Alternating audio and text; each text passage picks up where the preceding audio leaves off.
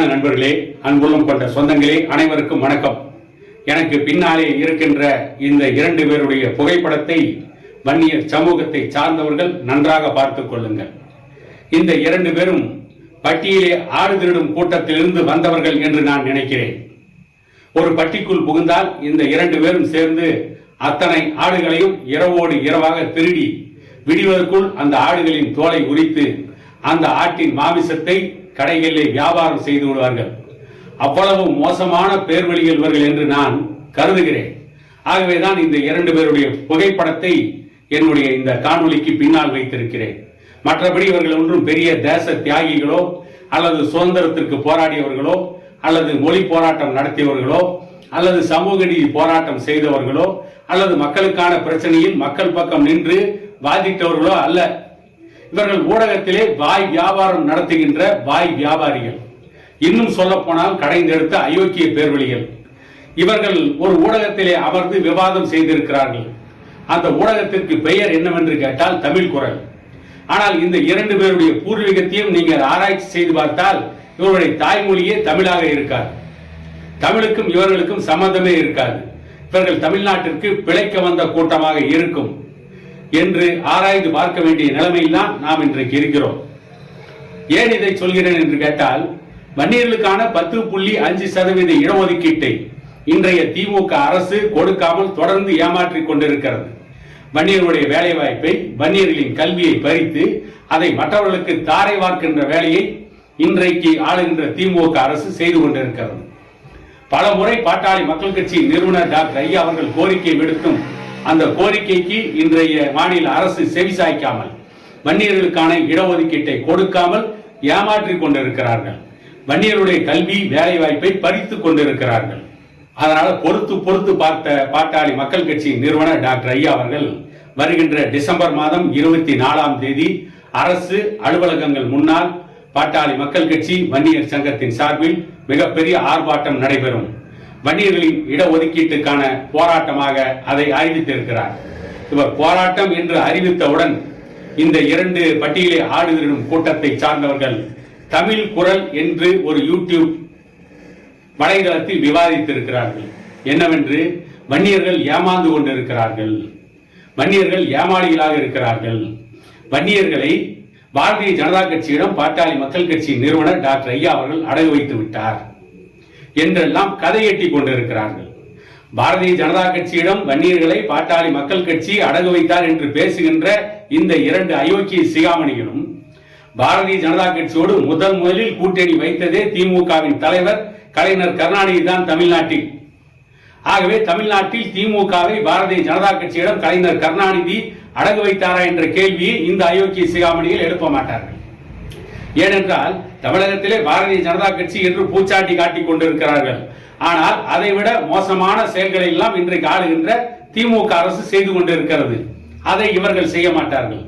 இன்னொன்றை சொல்கிறார்கள், பாட்டாளி மக்கள் கட்சியினுடைய நிறுவனர் டாக்டர் ஐயா அவர்கள் வன்னியர்களை ஏமாற்றிக் கொண்டிருக்கிறார்கள்.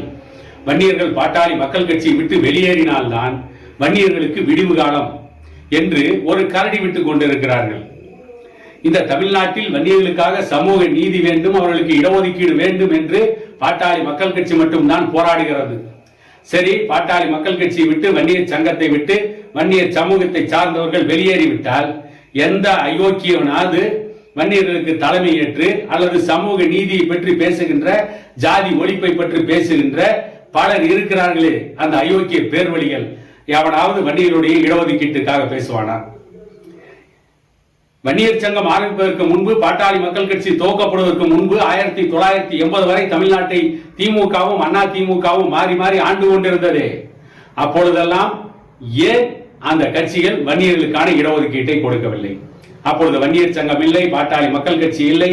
டாக்டர் ராமதாஸ் அவர்கள் 1980க்கு முன்பு பொது வாழ்க்கைக்கே வரவில்லை. அதுவரை தமிழகத்தை ஆண்ட திமுக ஆட்சி என்ன செய்து கொண்டிருந்தது? யாருக்கு பேன் பார்த்துக் கொண்டிருந்தது? கோழிக்கு பேன் பார்த்துக் கொண்டிருந்ததா? வன்னியர் சமூகம் பாட்டாளி மக்கள் கட்சியை விட்டு வெளியேறினால், வன்னியர் சமூகம் வன்னியர் சங்கத்தை விட்டு வெளியேறினால் விடிவு காலம் என்று பேசுகின்ற இந்த 2 அயோக்கிய சிகாமணிகளும் 1987ஆம் ஆண்டு வரை ஏன் அண்ணா திமுகவும் திமுகவும் வன்னியர்களுக்கு இடஒதுக்கீட்டை கொடுக்கவில்லை? இந்த 2 கட்சிகளுக்கும் வன்னியர்கள் மீது மிகப்பெரிய அளப்பரிய பாசம் இருக்கிறதா? வன்னியர்கள் மீது அப்படி ஒரு அளப்பரிய பாசம் திமுகவிற்கும் அண்ணா திமுகவிற்கும் இருந்திருக்குமானால் பாட்டாளி மக்கள் கட்சி நிறுவனர் டாக்டர் ஐயா அவர்கள் பொது வாழ்க்கைக்கு வருவதற்கு முன்பே வன்னியர்களுக்கான இடஒதுக்கீட்டை கொடுத்திருக்க வேண்டும். ஆனால் அதுவரை வன்னியர்களை ஏமாற்றினார்கள். அதற்கு பிறகு 1989க்கு பிறகு 20% மிகவும் பிற்படுத்தப்பட்ட ஒரு இடஒதுக்கீட்டை கொடுத்த கலைஞர் கருணாநிதியும் ஏமாற்றினார். அதற்கு பிறகு 2021ஆம் ஆண்டு 10.5% இடஒதுக்கீட்டை கொடுத்த எடப்பாடி பழனிசாமியும் வன்னியர்களை நம்ப வைத்து ஏமாற்றினார். இந்த கட்சியெல்லாம் ஏமாற்றிக் கொண்டே இருக்கிறது.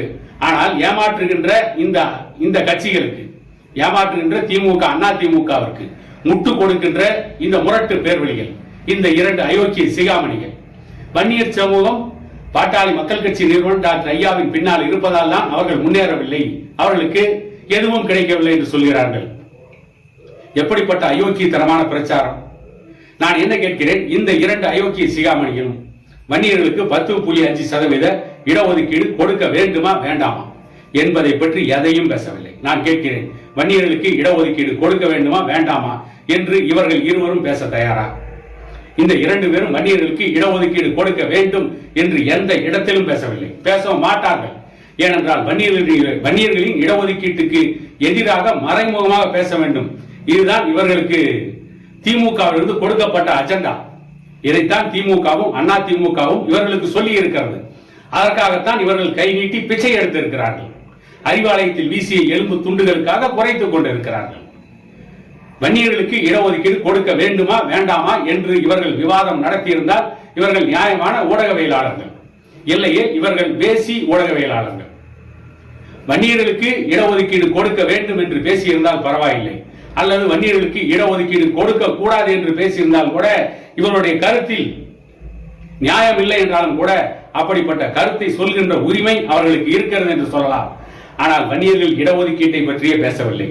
வன்னியர்கள் இன்றைக்கு மிகவும் மோசமாக வாழ்ந்து கொண்டிருக்கிறார்கள், ஏழ்மை நிலையிலே வாழ்ந்து கொண்டிருக்கிறார்கள், கல் உடைக்கிறார்கள், செங்கல் சூளைகளை வேலை செய்கிறார்கள், உடல் உழைப்பு தொழிலாளர்களாக இருக்கிறார்கள் என்பதை பற்றியெல்லாம் இந்த இரண்டு அயோக்கிய சிகாமணிகளும் பேசவே இல்லை. தவறி கூட அதை பேச மாட்டார்கள். வன்னியர்களுடைய அவலநிலையை பற்றி பேச மாட்டார்கள். அதற்காக போராடுகின்ற ஒரு தலைவனை பற்றி தவறாக தாறுமாறாக பிரச்சாரம் செய்ய வேண்டும். வன்னியரிடமிருந்து அந்த தலைவரை தனிமைப்படுத்த வேண்டும்.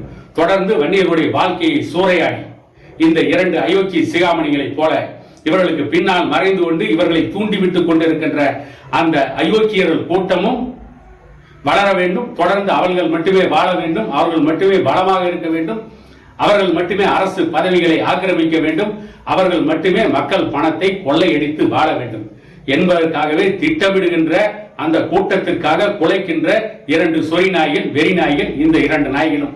இவர்களை பார்த்தால் வன்னியர் சமூகத்தை சார்ந்தவர்கள் இவர்களுக்கு என்ன பரிசு கொடுக்க வேண்டுமோ அதை தவறாமல் கொடுங்கள் என கேட்டுக்கொண்டு இன்னொரு காணொலியில் உங்களை சந்திக்கும் வரை உங்களிடமிருந்து விடைபெறுவது உங்கள் எடப்பாடி துரைசாமி.